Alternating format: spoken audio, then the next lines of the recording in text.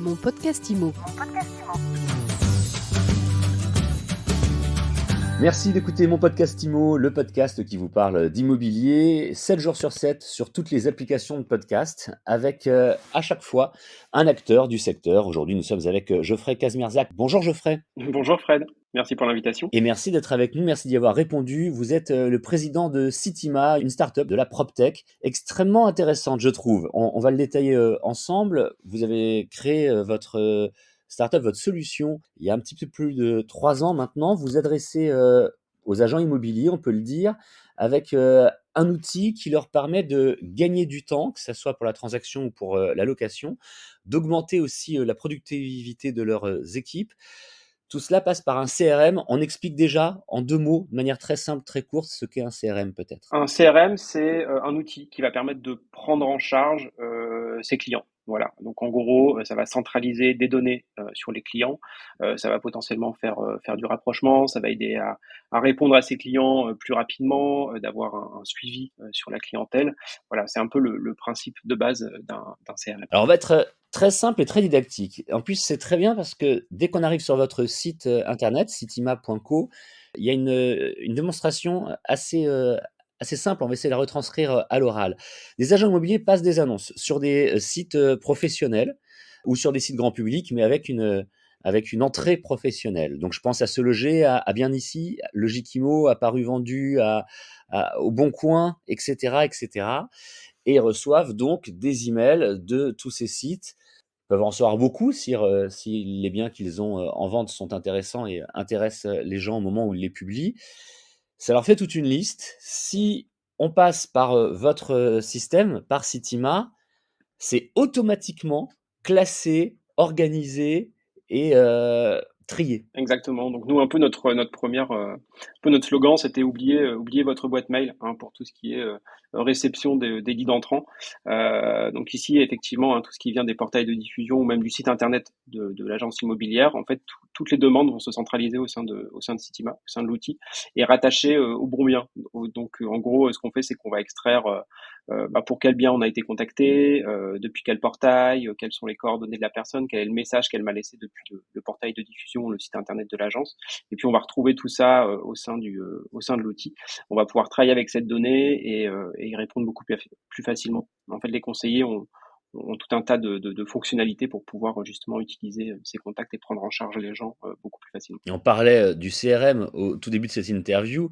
C'est aussi tout l'intérêt d'un outil comme celui-ci, c'est qu'au fur et à mesure qu'un conseiller ou un autre va travailler sur tel ou tel bien, telle ou telle annonce, telle ou telle réponse à une annonce, je vais y arriver, c'est plus clair comme ça, eh bien, tout cela est inscrit et chacun des collaborateurs de l'agence est au courant de ce qui a déjà été fait sur un lead. Exactement. Donc là, c'est vraiment la partie collaborative de l'outil, c'est qu'on a vraiment une vision agence, quoi. Autant pour le directeur qui va savoir un petit peu ce qui se passe dans son agence, combien de leads j'ai reçus, qui a pris en charge, est-ce que celui-ci a été pris en charge ou non, etc. Et vraiment avoir un suivi du lead depuis l'arrivée jusqu'à potentiellement son traitement, et on peut aller même jusqu'à la signature d'un bail ou une offre qui a été faite sur un bien. Qu'est-ce qui vous a donné cette idée? Qu'est-ce qui vous a donné cette envie de créer Citima? Moi et mon associé, on n'est pas vraiment de l'immobilier à la base.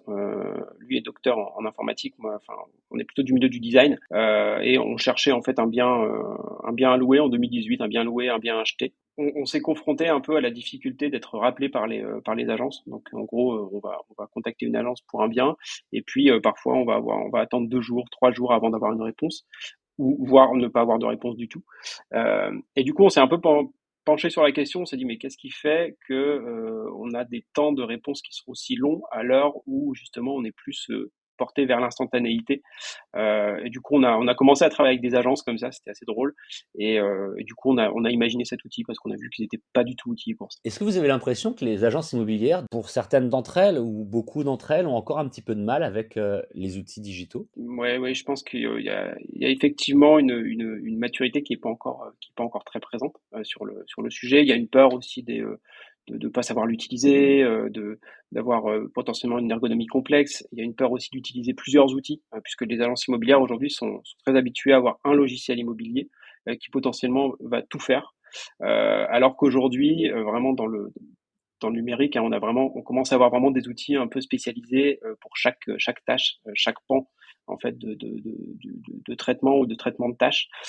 C'est le cas hein, dans les startups, hein, par exemple. Nous, on va avoir plusieurs logiciels. On va avoir un logiciel pour chatter avec l'équipe, pour organiser les projets. On va avoir un logiciel pour gérer les projets, etc. On va avoir un CRM aussi pour nos clients. Enfin voilà, on a vraiment tout un tas d'outils. Tout n'est pas centralisé au sein d'un seul et même outil. Et du coup, ici, c'est vraiment cette partie-là qui fait que il faut apprendre à jongler avec différents outils pour différents objectifs. Est-ce que ça peut aussi, être parfois, Geoffrey, la peur de mettre un petit peu trop d'informatique, un petit peu moins d'humain? Et puis, 2e question, si cette peur-là existe, est-ce qu'elle est fondée selon vous? Pas vraiment. En fait, ici, il y a vraiment une peur de remplacer directement le contact humain.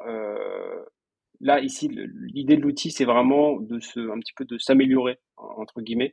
Ça va vraiment être mettre l'outil numérique au service du contact humain, aller chercher plus d'informations pour mieux les prendre en charge plus rapidement.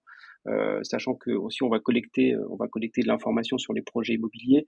Ça va être avoir de l'information avant de rappeler les clients et savoir à qui on parle, mieux orienter sa discussion, etc. dès le départ. Et du coup, je pense qu'on est vraiment sur une amélioration du contact humain et du coup une amélioration de la prise en charge. La solution existe depuis 3 ans maintenant, donc on peut quand même clairement, faire, un bilan. Les, retours que vous avez des agents immobiliers qui l'utilisent, qu'est-ce qu'ils vous disent? Ils sont hyper contents. Ça a vraiment, ça a amélioré leur organisation au sein de leur agence. Ça a fluidifié vraiment le traitement de tous les contacts entrants. Ça a les parties, que ce soit location ou transaction, les retours clients de leurs clients sont très beaux. On leur dit bah voilà, ça permet vraiment de vous démarquer par rapport à vos concurrents et les retours concrètement des conseillers immobiliers, c'est vraiment du temps gagné, énormément de temps gagné au quotidien. Et voilà, ils ont plus à jongler avec leur boîte mail, à se dire est-ce que j'ai répondu à ce contact-là ou pas, à aller remplir manuellement leur CRM, etc. Chose qu'ils n'ont pas du tout le temps de faire. Ici, grâce à Setima, toute la donnée est intégrée dans le logiciel et potentiellement ils l'envoient en un clic vers leur logiciel immobilier. Ils se libèrent énormément de temps par rapport à ça. Le but, c'est d'équiper un petit peu tout le monde? Effectivement, on équipe beaucoup agences indépendantes aujourd'hui. L'idée, ça pourrait du coup être de travailler avec des réseaux d'agences, des réseaux de franchise, pour justement améliorer l'efficacité des conseillers immobiliers. La plupart des agents immobiliers travaillent avec un logiciel assez puissant qui, permet de faire, tout ou presque. Ça n'existait pas déjà? C'était pas déjà intégré dans des logiciels comme AC3 ou comme Hector?